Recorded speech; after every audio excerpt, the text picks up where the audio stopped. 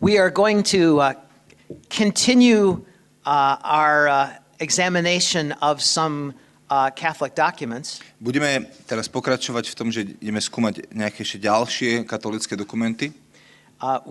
In our previous session, we looked at two documents from the Commission on Religious Relations with the Jews. A v predošlých stretnutiach sme rozprávali a pozerali sme sa na dokumenty, ktoré vydala tá komisia pre medzináboženský dialog. The first from 1974 and the second from 1985. Prvý z roku 1974 a potom 1986.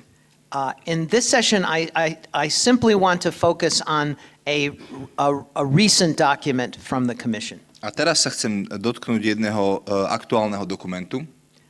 It's a document I recommend to you all if you have not had a chance to read it. A chcem vám ho odporúčiť, ak ste doteraz nemali ešte šancu si ho prečítať.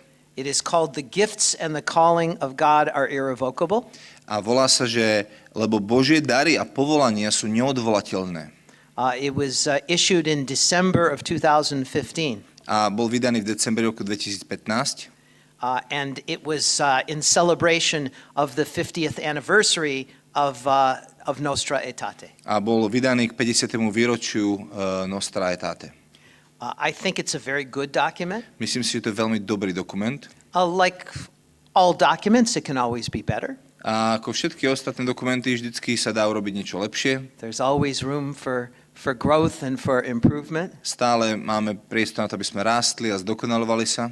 And the document isn't always so clear. A ten dokument nie je vždycky úplne taký jasný. But there are the central truths that it's affirming are very clear. Ale tie centrálne pravdy sú naozaj veľmi jasné. I want to focus on some paragraphs that are from section 2 and section 6 of the document. Chcem sa sústrediť na niektoré paragrafy zo sekcie 2 a zo sekcie 6 v tomto dokumente. I have given you the outline of the document. A dal som vám takú nejaký obsah toho dokumentu.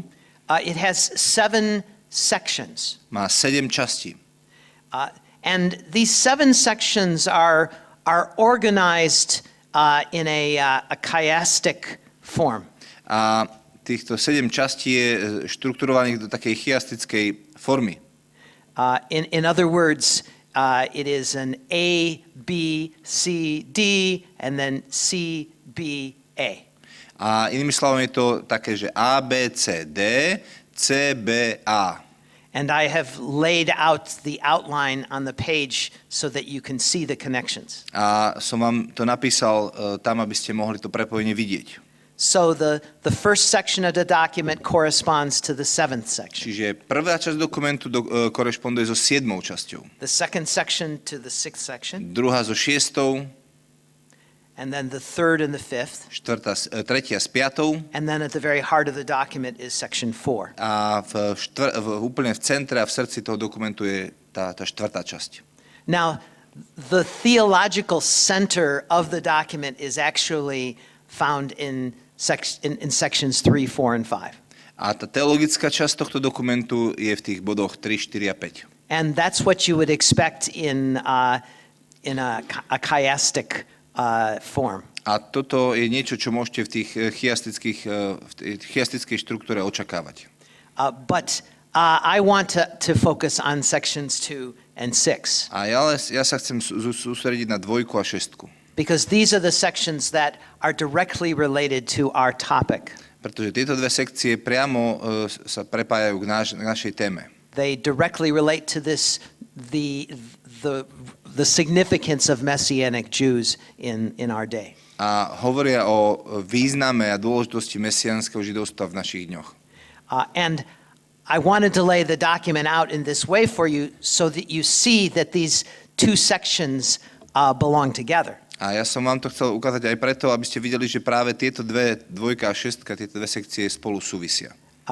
And they reinforce one another. A tak zvýrazňujú jedna druhú. So I'm going to have us read 2 paragraphs from each of these sections. A chcem, že by sme prečítali 2 paragrafy z obidvoch týchto sekcií. and I will comment on each of the paragraphs. A ja budem taký krátky komentár ku každému z týchto paragrafov.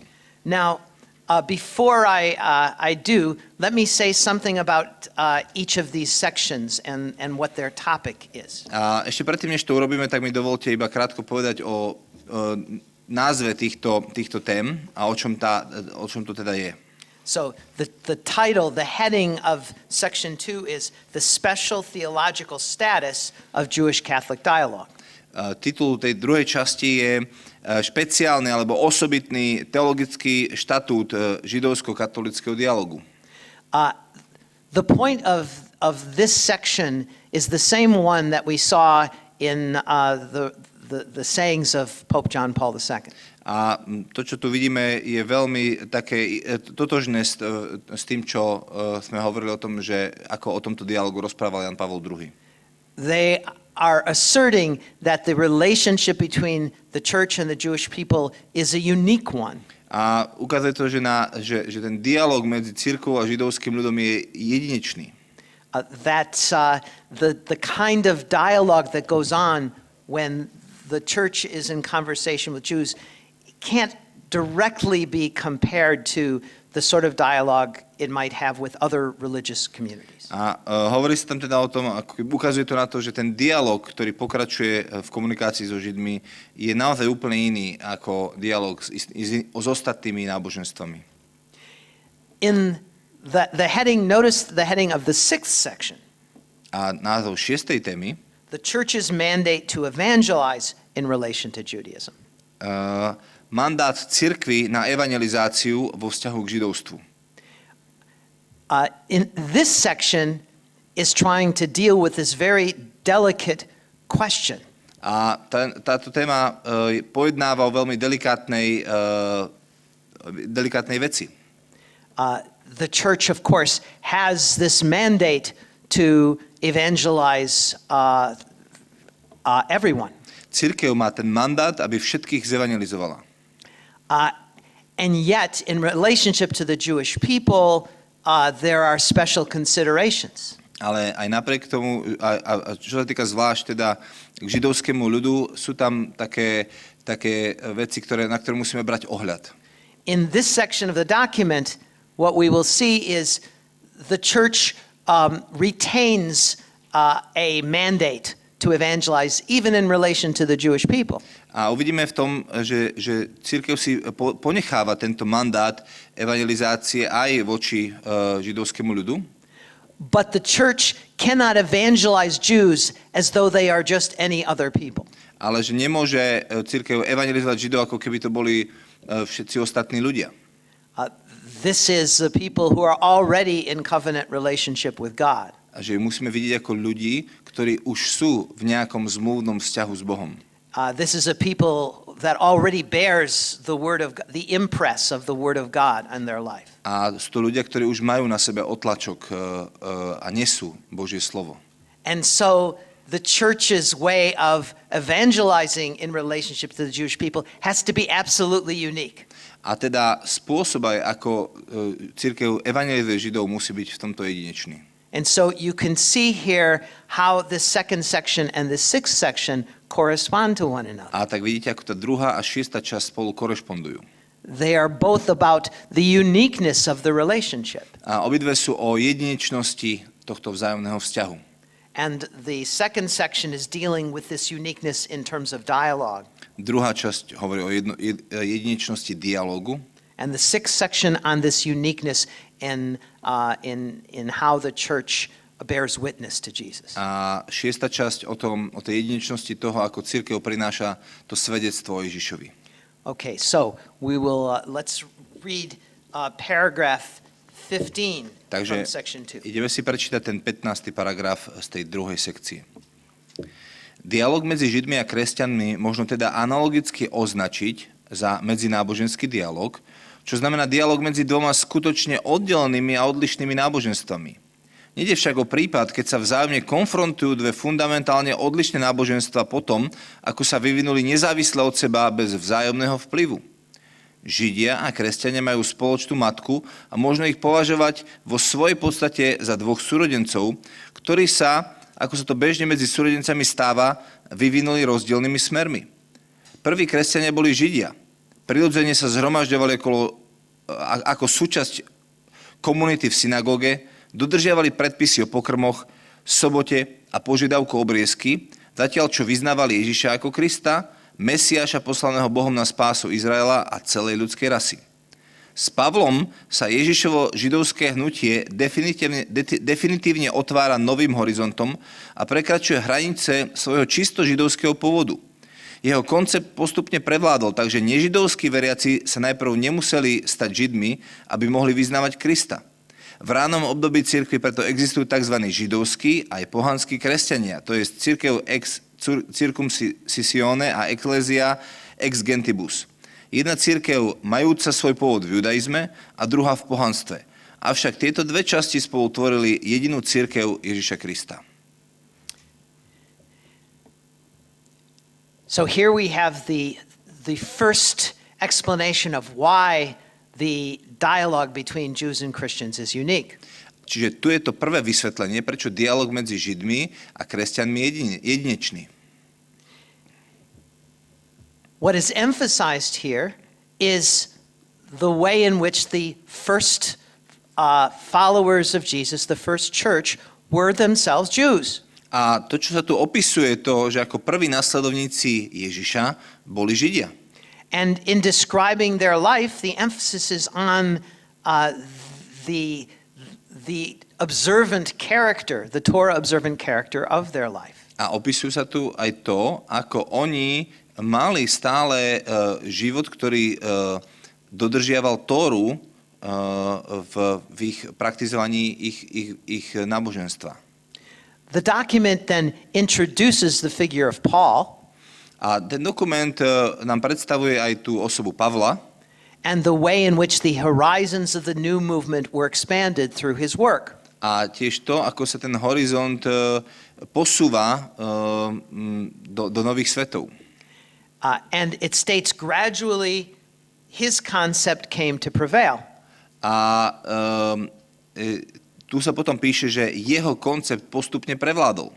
But notice how it describes his concept. Ale všimnite si, ako je tu opísané, že čo sa stalo s tým jeho konceptom. It says, that a non-Jew did not have to become first a Jew in order to confess Christ. A tam je napísané tak, že nežidovskí veriaci sa najprv nemuseli stať Židmi, aby mohli vyznávať Krista. Notice how it could have described Paul's view. Všimnite si, ako mohli vyjadriť ten Pavlov pohľad. It could have said, gradually Paul's view came to prevail. A mohli napísať, že a tak ten Pavlov pohľad postupne prevládol. That is, that the Torah has been abolished in Christ. A to je to, že Tóra v Kristovi je úplne zavrhnutá. Or it could have said, gradually his concept came to prevail. Alebo tiež mohli povedať, a jeho koncept postupne prevládol. That is, that Jews need no longer live as Jews. Že Židia už nemusia žiť ďalej ako Židia. Once they believe in Christ and are baptized. Keď už teraz uverili v Ježiša a sú pokrstení. Instead, the focus of its interpretation of Paul is on the Gentiles not needing to become Jews. Ale to zameranie, ktoré si potrebujeme všimnúť, je to, že sa zameriava na nežidovských veriacich a na to, že oni sa nemusia stať takí, ako sú Židia. And then the result of Paul's concept coming to prevail is described. A preto je teda ten koncept, ktorý postupne prevládol, takto opísaný. And that is found in the last sentence, which echoes things that we saw earlier today. A to potom je tak vyznie z tej poslednej vety a o tom sme už dneska dopoludne rozprávali. Therefore, there were the so-called Jewish Christians and the Gentile Christians. the ecclesia ex circumcisione and the ecclesia ex gentibus, one church originating from Judaism, the other from the Gentiles, whoever together constituted the one and only church of Jesus Christ. A preto v ranom období cirkvi existovali tzv. Židovskí aj pohanskí kresťania, to je ecclesia ex circumcisione a ecclesia ex gentibus, jedna cirkev, majúca svoj pôvod v judaizme, a druhá v pohanstve. Avšak tieto dve časti spolu tvorili jedinú cirkev Ježiša Krista. So once again, we have this picture being painted of the first century church. Čiže opäť tu máme vykreslenú tú situáciu tej cirkvi prvého storočia. As having these two corporate expressions. Ktorá má tieto dve vyjadrenia, dve časti, ktorými je vyjadrená. They differed from one another in form, and yet they were united together in substance. Každá z nich je iná a odlišná vo svojej forme, ale sú jednotné vo svojej podstate. And this is being presented in this paragraph as one of the basic reasons for why Jewish relations to the church are unique. A toto je vykreslené v tomto paragrafe ako základ toho, prečo židovský a kresťanský dialog sú jedinečné. In other words, the uniqueness comes in part because the church originates from a group of observant Jews.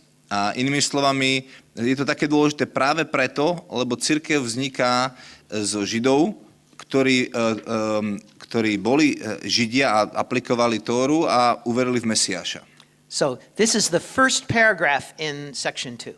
Toto je prvý paragraf v sekcii 2. And now we'll read the last paragraph A in teraz section budeme 2. čítať posledný paragraf tej druhej sekcii. Paragraph 20. To je paragraf 20. Z teologického pohľadu má dialog s judaizmom úplne iný charakter a vedie sa v porovnávaní s inými svetovými náboženstvami na celkom odlišnej úrovni. Viera Židov, overená Bibliou a založená na starom zákone, nie je pre kresťanov iným náboženstvom, ale základom ich vlastnej viery, i keď kľúčom pri kresťanskej interpretácii písiem starého zákona je výhradne osoba Ježiša Krista. Základným kameňom kresťanskej viery je Ježiš. Dialóg s judaizmom má však pre kresťanov jedinečné postavenie. Kresťanstvo nie je vo svojich koreňoch prepojené so žiadnym iným náboženstvom tak, ako práve s judaizmom. Preto možno židovsko-kresťanský dialóg označiť za medzináboženský dialóg v pravom zmysle tohto výrazu len čiastočne. Môžeme však hovoriť o určitom druhu intronáboženského, respektíve introrodinného dialogu sui generis. Svätý Ján Pavol II vo svojom príhovore v rímskej synagóge dňa 13. apríla 1986 vyjadril túto situáciu nasledovne. Židovské náboženstvo nie je pre nás cudzie, ale do istej miery je nášmu náboženstvu vlastné. Z tohto dôvodu máme s judaizmom vzťah, aký nemáme so žiadnym iným náboženstvom. Ste našimi milovanými bratmi a preto možno v istom zmysle povedať, že ste našimi staršími bratmi. So in this paragraph we see once again the importance of that opening line of chapter 4 of Nostra Aetate. Čiže v tomto článku môžeme opäť vidieť tú úvodnú vetu zo 4. článku Nostra Aetate. We see also the enduring importance of Pope John Paul II's interpretation of that line. A vidíme tu tiež to, že ten výrok Jana Pavla II. Tu ďalej pretrváva v tomto článku. It tells us that the Jewish religion is not extrinsic to us, but in a certain way is intrinsic to our own religion. A tiež nám hovorí a znovu zvýrazňuje, že židovské náboženstvo nie je pre nás cudzie, ale je nám vlastné. And therefore, it's the conclusion it has to do with the unique kind of dialogue that Christians have with Jews. A ten výsledok potom z toho je, že práve preto je ten dialog so Židmi taký výnimočný. And in some ways, we see in this paragraph the struggle that is going on with the language itself. A tiež si môžete všimnúť, ako tu zápasia s tým, ako použiť správny slovník. We have inherited a set of terms that are problematic for talking about this relationship. A zdedili sme tu zo pár vecí, ktoré sú ťažké na to, aby sme vykreslili ten náš vzťah. One of those terms is the term religion. Jeden z tých výrazov je slovo náboženstvo. Or as we discussed earlier today, even the terms Judaism and Christianity. Ale aj to, čo sme už predtým do obedu hovorili, ten výraz kresťanstvo alebo judaizmus, či židovstvo. These terms immediately get us to think about these two realities that are separate from one another. Keď len vyslovíme tieto názvy, tak nás to hneď vedie k tomu, aby sme rozmýšľali o týchto dvoch veciach ako o oddelených. You know, but as this paragraph says, in many ways, it doesn't make sense to talk about Jewish religion and Christian religion as though they're two different religions. Ale ako ste tu videli, nie je to až také významné, aby sme rozprávali o židovskom náboženstve a kresťanskom náboženstve ako o dvoch rôznych náboženstvách. And I think we find this kind of wrestling with inherited terms found in other ways within this document. A keď budeme ďalej čítať ten dokument, tak práve tento zápas o tie slova je taký ťažký a ukazuje sa aj v ďalších častiach. For example, the document at different points will speak about Jews and Christians. Napríklad tento dokument ďalej bude rozprávať o Židoch a kresťanoch. And yet, in the very use of these terms, it's ignoring the fact that the term Christian can be broken down into Jewish Christians and Gentile Christians. A keď teda hovoríme o Židoch a kresťanoch, tak úplne zabudáme na to, že aj samotný výraz kresťania sa dá ešte rozdeliť na dve časti, a to sú kresťania zo Židov a kresťania z pohanov. Or the category Jew could be broken down into Jews who believe in Jesus and Jews who don't believe in Jesus. A to isté sa dá povedať aj o Židoch, že sa dá rozdeliť na Židov, ktorí už uverili v Mesiáša, a tých, ktorí neuverili v Mesiáša. So these categories themselves end up being somewhat problematic. Čiže samotné tie kategórie sa nám ukazujú ako problematické. But these are the categories we've inherited. Ale toto sú kategórie, ktoré my sme zdedili. And we must wrestle with them. A s nimi musíme zápasiť. Now we will move on to section 6. A teraz sa presunieme do tej časti 6. And this has been one of the most sensitive sections of the document. A toto bola jedna z tých najcitlivejších sekcií toho dokumentu. As I already mentioned, it's entitled The Church's Mandate to Evangelize in relation to Judaism. A ako som povedal, už má to názov, že je to ten mandát cirkvi na evangelizáciu vo vzťahu k Židom. Now, even this title could be interpreted in two different ways. A aj tento názov by sa dal interpretovať dvomi spôsobmi. It could be interpreted as meaning that the church has a mandate to evangelize in relationship to Judaism.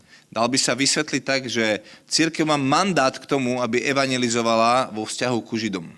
But it needs to implement this mandate in a unique way.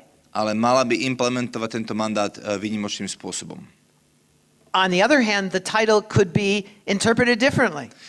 Na druhú stranu tento názov by sa dal aj inak vyložiť. It could be interpreted as saying the church has this general mandate to evangelize. Cirkev má tento všeobecný mandát k evangelizácii, but in relationship to Judaism, it doesn't fulfill that mandate. Ale vo vzťahu k Židom ona nenaplňa tento svoj mandát. Perhaps the ambiguity is intentional. Pravdepodobne to takto urobili cieľene. The church documents are sometimes very good at that. A niektoré cirkevné dokumenty sú veľmi dobré v tom, že to takto vedia urobiť.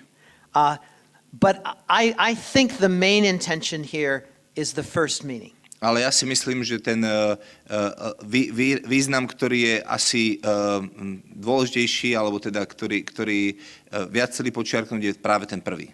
Namely, that the church retains a certain kind of mandate to evangelize in relation to Jews. Že cirkev stále má ten mandát na evangelizáciu voči Židom. But that it has to approach that mandate very differently than the way it approaches other communities. Ale tento mandát má prinášať iným spôsobom, ako to prináša ku iným náboženstvám. Okay, let us look at paragraph 40. Poďme sa pozrieť na ten paragraf 40. Nie je ťažké pochopiť, že tzv.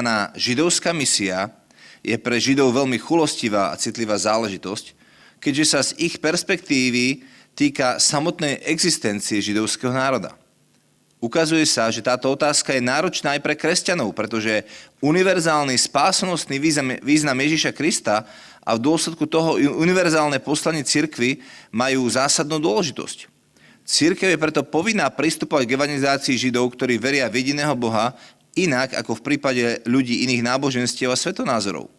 Konkrétne to znamená, že katolícka cirkev nerealizuje ani nepodporuje voči Židom žiadnu špecifickú inštitucionálnu misijnú prácu. Hoci sa inštitucionálna misia voči Židom v princípe odmieta, kresťania sú napriek tomu povolaní k tomu, aby prinášali svedectvo viery v Ježiša Krista aj Židom, hoci by to mali robiť pokorne a citlivo, uznávajúc skutočnosť, že Židia sú nositeľmi Božieho slova a majúc predovšetkým na zreteli veľkú tragédiu holokaustu. I think the key sentence in the paragraph is found in the very middle of the paragraph. Myslím si, že tá kľúčová veta je uprostred tohto paragrafu. This is the sentence that says, the church is therefore obliged to view evangelization to Jews who believe in the one God in a different manner from that to people of other religions and worldviews. A cirkev je preto povinná pristupovať k evangelizácii Židov, ktorí veria v jediného Boha inak, ako v prípade ľudí iných náboženstiev a svetonázorov. Notice that even the way that statement is articulated reminds us of section 2 of the document. Uvedomte si, že aj to, ako je napísaná tá veta, by nám mal pripomínať tú časť 2 v tomto dokumente. In section 2 it is meant to speak about the uniqueness of dialogue. Druhá časť nám ukazuje na jedinečnosť dialógu. The Jewish-Christian dialogue is unique, and the Catholic Church cannot relate to it in the same way in which it's relating to dialogue with other religious communities. Židovsko-kresťanský dialóg je jedinečný a katolícka cirkev k nemu pristupuje inak ako k dialógu s inými náboženstvami. In this paragraph, it's applying the same principle to evangelization. A v tejto sekcii je tento istý princíp aplikovaný, ale v tomto prípade na evangelizáciu. Not very much explanation is given here in the document. Nedávajú tu príliš veľa výkladu v tejto sekcii. It is a little difficult to know precisely what all of the implications of this would be. A nie je tu úplne jasné, aké implikácie z tejto vety by mali plynúť. Negatively, it tells us that this means that the church does not support or initiate institutional missions to Jews. Negatívne by sme si mohli z toho vybrať to, že cirkev by nemala podporovať žiadne inštitucionálne misie voči Židom. There are no Catholic missionary societies that are specifically focused on the Jewish people. Katolícka cirkev nemá špeciálnych misionárov, ktorí sú vyslaní na to, aby išli evangelizovať Izraelitov. On the other hand, positively, the document says that Christians nonetheless are called to bear witness to their faith in Jesus Christ, also to Jews. A na druhú stranu ten dokument hovorí veľmi jasne, že kresťania sú napriek tomu povolaní k tomu, aby prinášali svedectvo viery v Ježiša Krista aj Židom. The document seems to be saying this is the main way in which the church fulfills her mandate to evangelize. Iným spôsobom hovorí, toto je tá hlavná vec, ako by cirkev mala naplniť svoj mandát pri evangelizácii. I think something else is also presumed here, though, in the paragraph. A myslím, že tu tiež ešte niečo ďalšie v tomto paragrafe, čo musíme vyrazniť. What is also presumed is everything else that is in the document. A ako keby všetko to ostatné, čo tam je uvedené v tom dokumente. This document is filled with material that's talking about the special theological status of the Jewish people. Tento dokument celý rozpráva o tom, aký je špeciálny teologický štatút Izraela ako vyvoleného ľudu. And so I think what is being said here is any effort to bear witness to Jesus to Jews needs to take account of that special status. A hovorí sa o tom, ako keby, že každá tá misia voči Židom musí mať na pamäti to, že aký oni štatút majú v Božích očiach. Jews cannot be evangelized as though they are not already the people of God. Židia majú byť evangelizovaní tak, že nemajú byť evangelizovaní tak, ako keby neboli Božím ľudom. And yet, all Christians still have this calling to bear witness to Jesus Christ. A aj napriek tomu kresťania stále majú to povolanie k tomu, aby prinášali svedectvo o Kristovi. A final comment on this paragraph. A posledný komentár k tomuto paragrafu. And that is on the first sentence. A ten je v prvej vete.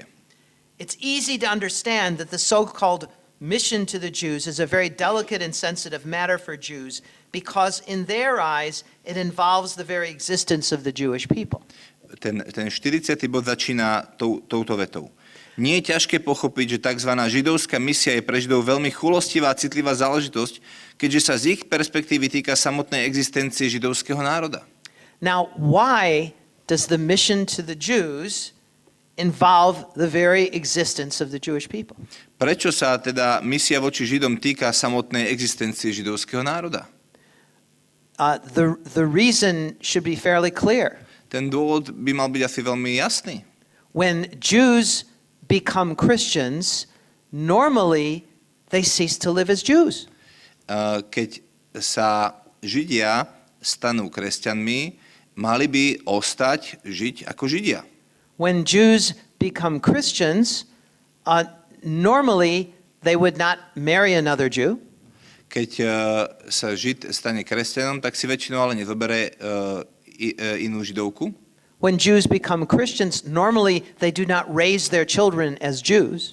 A keď sa Žid stane kresťanom, tak väčšinou nevychováva potom svoje deti ako židovské. Normally when Jews become Christians, they have no Jewish grandchildren. A väčšina Židov, ktorí sa stali kresťanmi, potom nemajú ani vnúčatka. And so, if all Jews were to become Christians, there would no longer be any Jews. Takže ak sa všetci Židia stanú kresťanmi, tak potom už tu nebude mať Židov. And therefore, from Jewish eyes, the mission to the Jews from the church involves the very existence of the Jewish people. A preto zo židovského pohľadu evangelizácia Židov znamená ohrozenie ich samotnej existencie ako židovského národa. And this is an actual fact of history. A toto je aktuálny fakt, ktorý v histórii máme. Until the emergence of the Messianic Jewish movement. Až kým sa tu neobjaví mesiánske židovské hnutie. Here something new is brought into the world. A tu je zrazu prinesené niečo úplne nové do tohto sveta. I know young people in the Messianic Jewish movement who have grandparents and great-grandparents who are Messianic Jews. A ja poznám mladých ľudí, ktorí sú v mesiánskom hnutí, ktorých rodičia, starí rodičia, prastarí rodičia vyrastli v mesiánskom hnutí. I've seen Jewish identity being transmitted over 4 generations. Ja som videl, ako židovská identita bola prenesená cez 4 generácie. And this has never happened before in the history of A the church. toto sa nikdy nestalo v histórii cirkvi v minulosti. And this, I think, has an impact on the very nature of the church's mission to the Jewish people. A toto by malo mať taký jasný vplyv a ukázať, že v čom by mala byť tá misia voči Židom. And now let's read paragraph 43. A teraz si poďme prečítať paragraf 43. Cirkev Nového zákona kvalitatívne definuje nemenná skutočnosť, že pozostáva zo Židov aj pohanov, hoci z kvantitatívneho pomeru Židov a pohanov by mohla na prvý pohľad vyvolať iný dojem. Tak ako po smrti a vzkriesení Ježiša Krista neexistovali dve navzájom nesúvisiace zmluvy, tak i izraelský zmluvný národ nie je oddelený od Božieho ľudu pochádzajúceho z pohanov.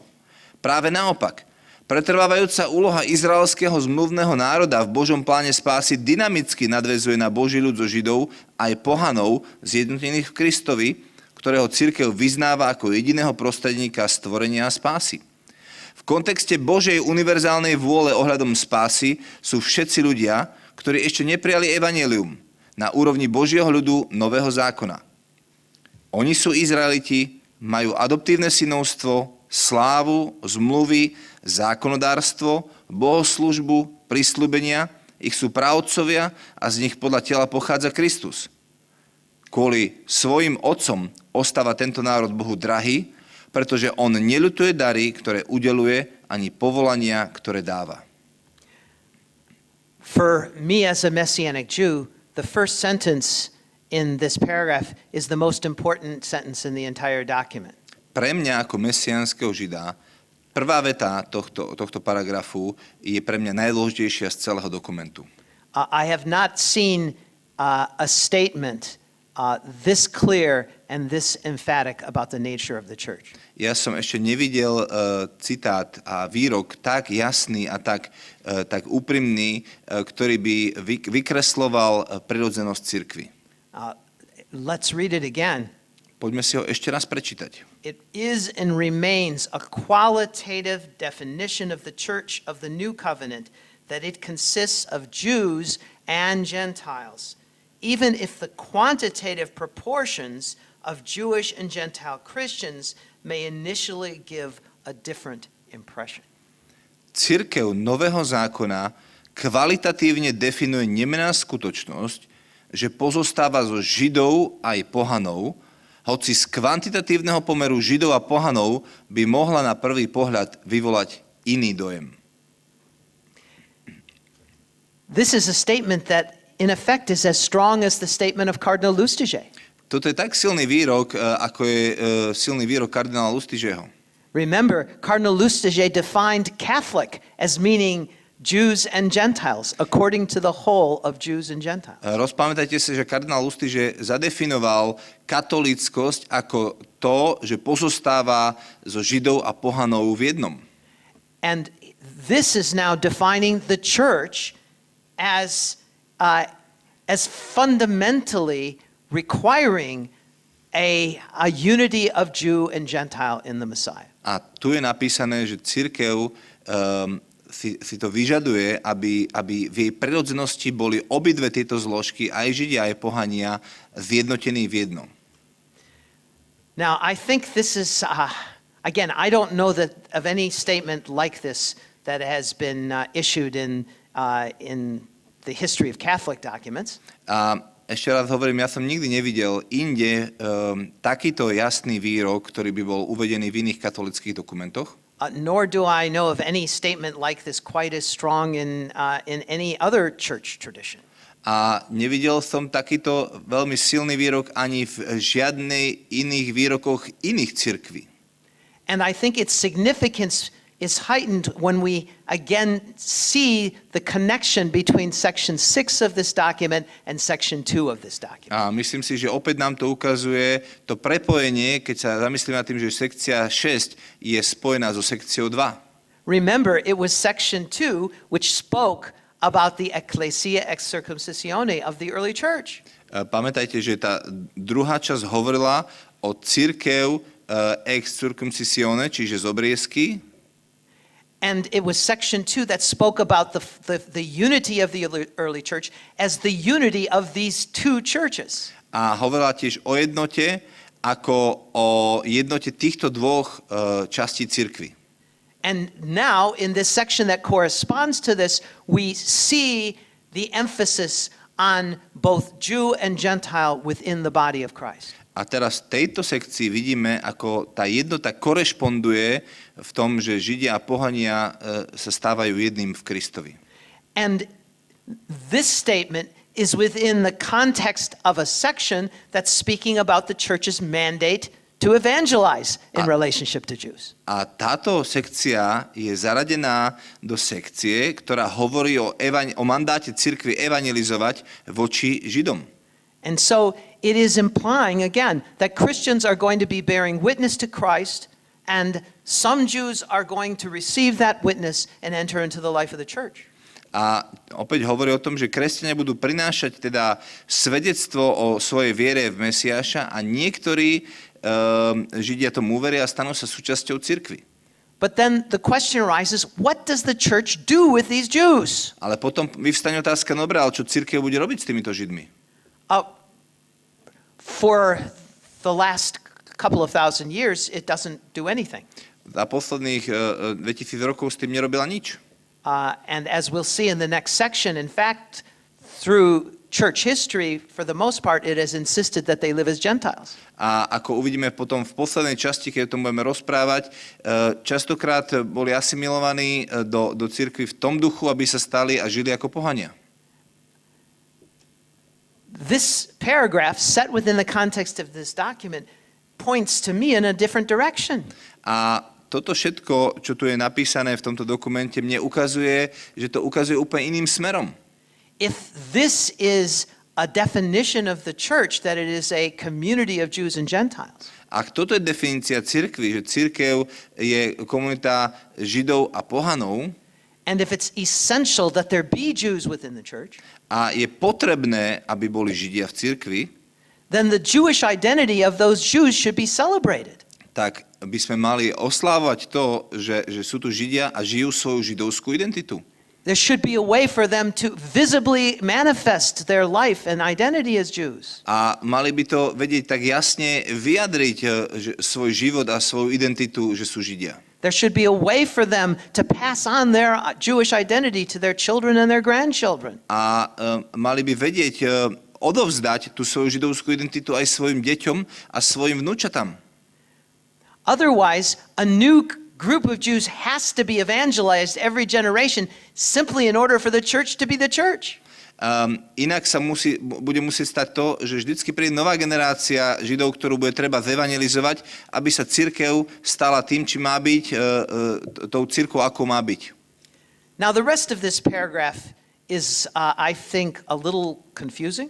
A zbytok tohto paragrafu je možno taký trošku metúci.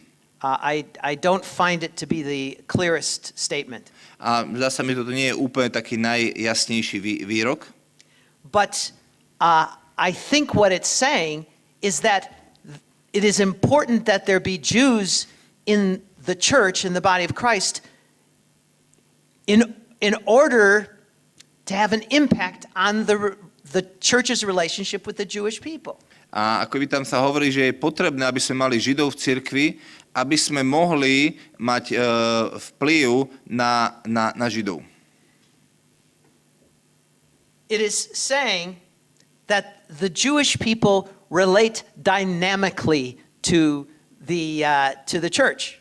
Je tam napísané, že židovský národ reaguje dynamicky, alebo nadväzuje dynamicky na Boží ľud. But this community to which it relates dynamically, it says, is the people of God, of Jews and Gentiles. Ale to, ako nadväzuje, je to, že to Boží ľud zo Židov aj pohanov. I think what is implied is that it's Jews within the church that add this unique dimension to the way the church relates to the Jewish people. A ja len pridávam, že sú to práve tí Židia v cirkvi, ktorí pridávajú ten výnimočný element k tomu, že cirkev vie potom sa prepojiť so Židmi a nadviazať na nich.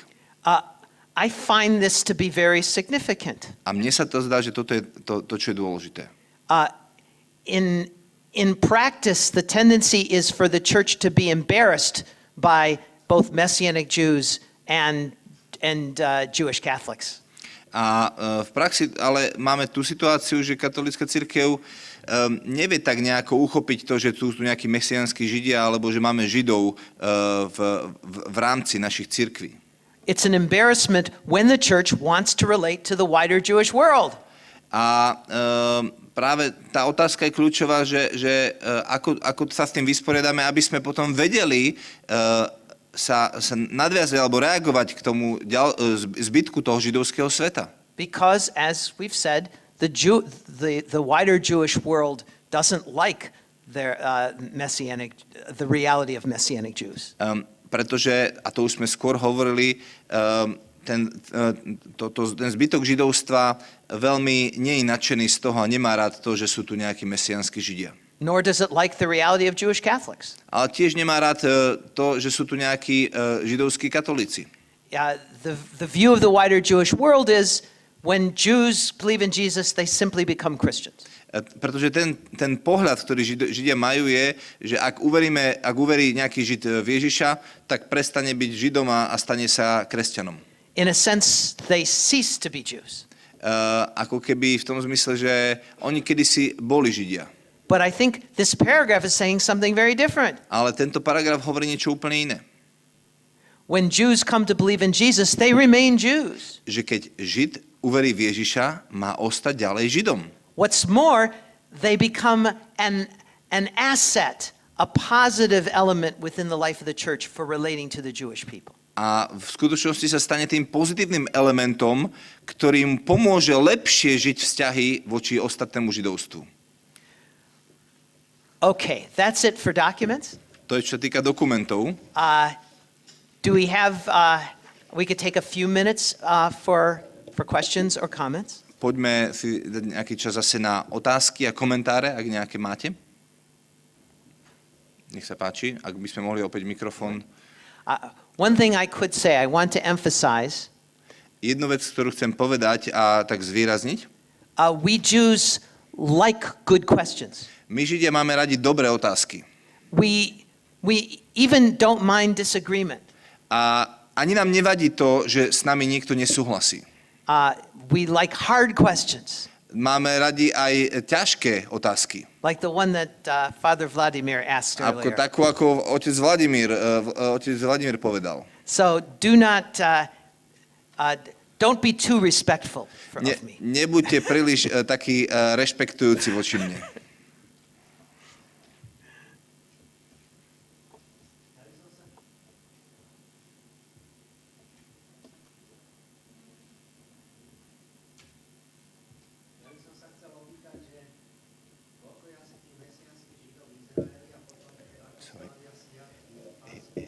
Like to ask how many Messianic Jews are in the world in Israel and how are you celebrating feast, for example, Pascha? Thank you for that question. This is the sort of question actually that Pavel was suggesting I speak to. Čiže ďakujem za túto otázku. Toto je taká typická otázka, ktorá je dôležitá, aby zaznela. A Pavel mi tiež hovoril, že by som mal o tomto rozprávať. And I didn't build it into my presentation. Ja som túto otázku nevpracoval do svojej prezentácie. But I was sort of hoping that someone might ask the question. Ale dúfal som, že niekto sa takú otázku spýta. One of the problems here is the difficulty of defining a Messianic Jew. Jednu z problémov, ktorý tu máme, je, ako si zadefinovať mesiánskeho Žida. One way of defining a Messianic Jew would be any Jewish believer in Jesus for whom their Jewish identity remains significant.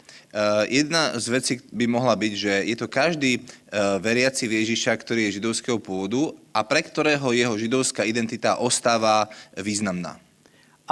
And I think that would be a good way of defining a Messianic Jew. A myslím, že toto by bol dobrý spôsob, akom by sme mohli identifikovať mesiánskeho Žida.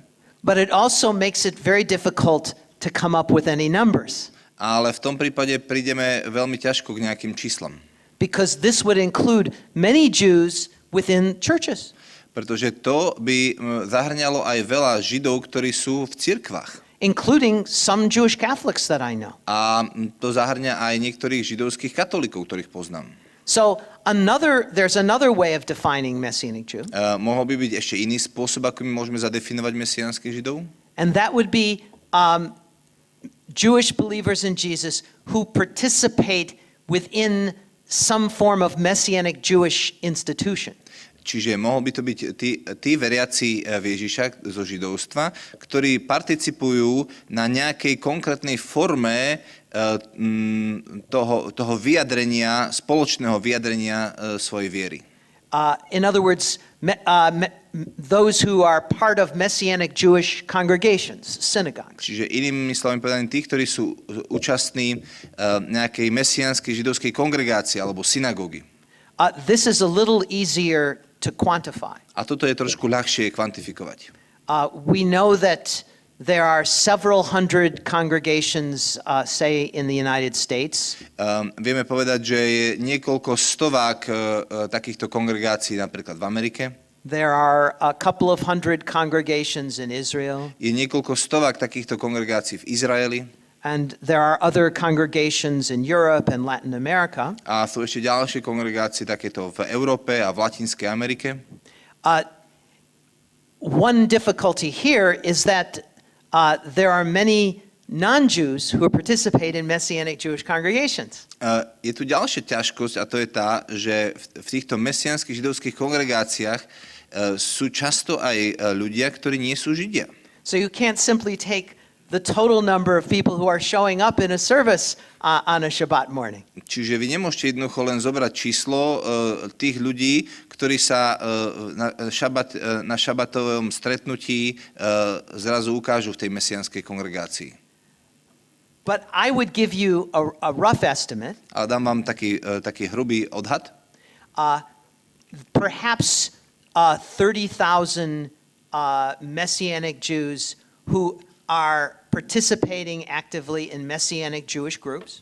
Čiže je asi 30,000 židovských veriacich, ktorí aktívne participujú na živote.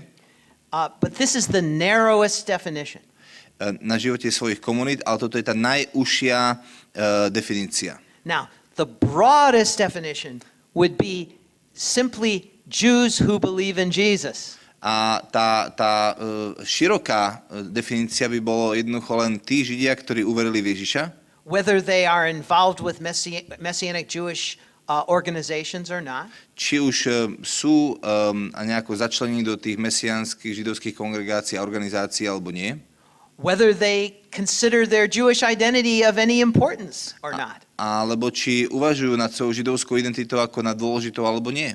This would include all Jews who are involved in any churches. A to by zahrňalo všetkých Židov, ktorí sú vo všetkých rôznych cirkvách. All Jews who believe in Jesus without being part of any kind of Christian or Messianic organization. A taktiež všetkých Židov, ktorí nie sú súčasťou žiadnej cirkvi alebo mesiánskej kongregácie. It would include Jews who are in Messianic Jewish congregations. A tiež by to zahrňalo tých mesiánskych Židov, ktorí sú v mesiánskych kongregáciách. And it would also include a final category that I haven't even mentioned. A tiež by to zahrňalo jednu kategóriu, ktorú som doteraz ani len nepovedal. Jewish believers in Jesus who simply participate in traditional synagogues. A to sú mesiánski Židia, ktorí naďalej ostávajú v tradičných synagógach. Some of them openly as believers in Jesus and some of them secretly. Niektorí otvorene ako veriaci v Mesiáša a niektorí tajne veriaci v Mesiáša.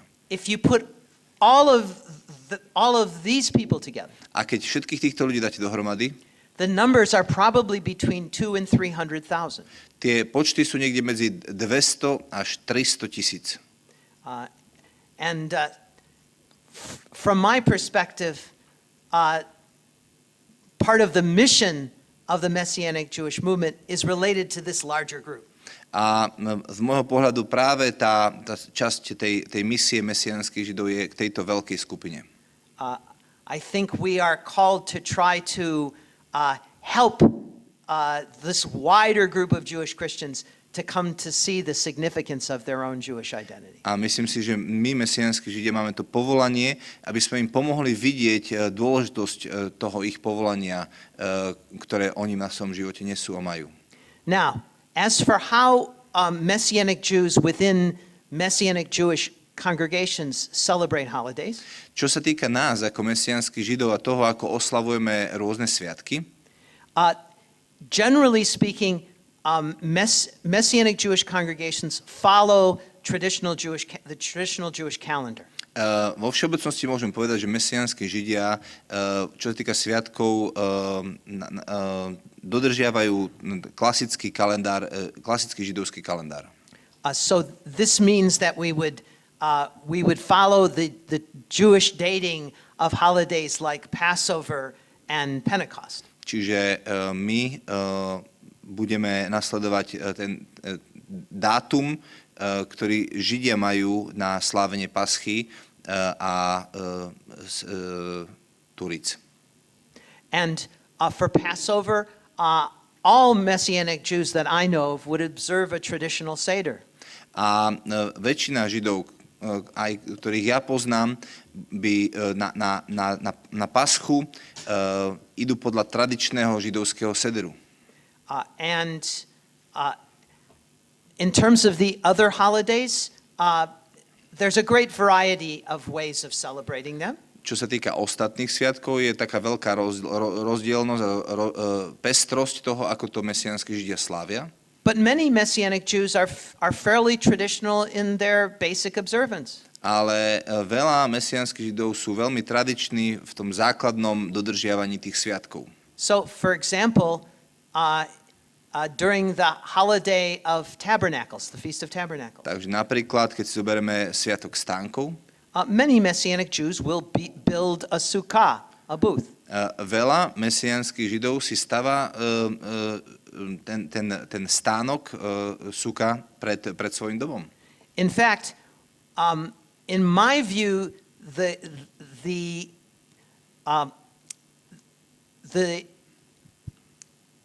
Jewish calendar and adherence to the Jewish calendar is the most unifying feature of the Messianic Jewish movement. Z môjho pohľadu práve ten židovský kalendár a to, ako slávime a v ktoré teda dni slávime tie sviatky, je to, čo nás najviac zjednocuje.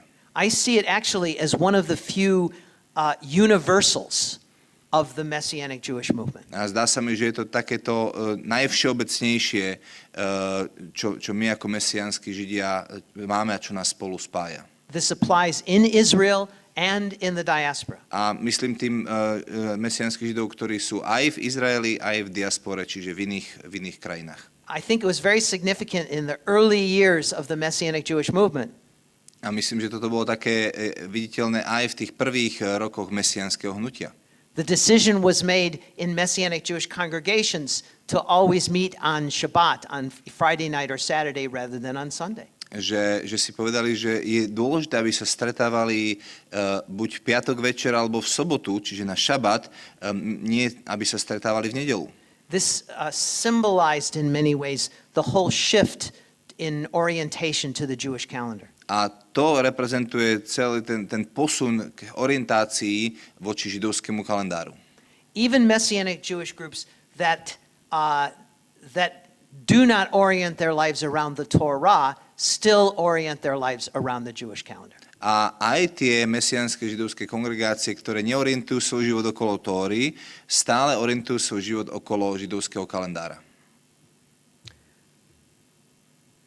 Okay, maybe do we have one more question before we break? Jednu otázku si dáme a potom budeme mať prestávku. Oh, we do. Áno, ďakujem. Ja sa volám Elena Borošová a pracujem pre europoslanca Branislava Škripeka.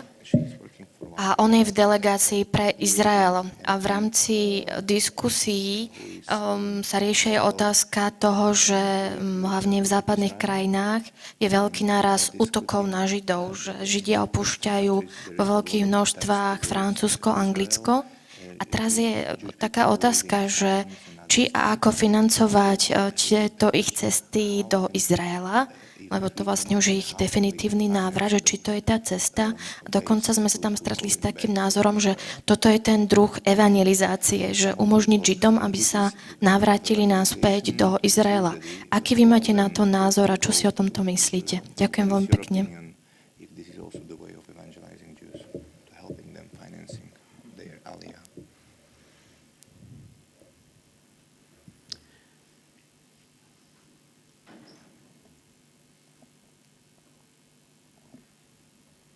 I would answer yes with some explanation.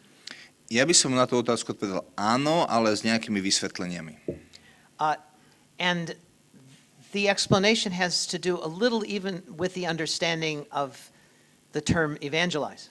A to vysvetlenie by bolo práve s tým pojmom, čo myslíme pod pojmom evangelizácia. We could think of the term as simply referring to the message of Jesus. A môžeme veľmi tak jednoducho o evanjeliu myslieť len ako o tej správe o Ježišovi. Or rather the call for individuals to accept Jesus. alebo tomu povolaniu pre jednotlivcov k tomu, aby teda prijali Ježiša. I happen to think that the gospel is bigger than that. A ja som prišiel v svojom živote k tomu, že evanjelium je ešte trošku viac ako len toto. And of course, the term evangelize means to preach the gospel. Aj keď evangelizovať znamená teda kázať evanjelium. I happen to think the death and resurrection of Jesus have a relationship to the history and life of the Jewish people. A ja som prišiel k tomu, že smrť a vzkriesenie Ježiša Krista majú svoj vzťah aj ku židovskému národu. And I see the rebirth of Jewish life in the land of Israel as an expression of the resurrection power of Jesus. A napríklad ja vidím to, že vyrastá nový život v Izraeli ako vyjadrenie tej moci vzkriesenia práve na izraelskom národe. So I see supporting Jews who do make their way back to the land as itself a kind of act of the gospel. Čiže ja vo svojej podstate podporovanie Židov, ktorí sa chcú vrátiť naspäť do svojej krajiny, vidím vo svojej podstate ako skutok evanjelia. It is itself a way of bearing witness to Jesus. A je to svojím spôsobom skutok nesenia svedectva o Ježišovi. In other words, you're not simply bearing witness to Jesus by doing a good act towards Jews in need. Nerobíte dobrý skutok evanjelia len tým, že robíte niečo dobré voči Židom, ktorí majú nejakú potrebu. Although that would also be an act of the gospel. Aj keď aj toto, takýto skutok lásky sa berie ako skutok evanjelia. But what one is doing is actually participating in the work of Jesus, in the uniting of his people in the land. Ale tiež v tom, že vy spolupracujete na tom, čo Ježiš robí, že privádza naspäť svoj ľud do jeho krajiny Izrael. And I see that as a participation in the work of Jesus in the gospel. A práve v tomto akte, a keď to takto rozumieme, vidím, že toto je práca evanjelia a práca Ježiša Krista, privádzať Židov naspäť do ich vyvolenej zeme.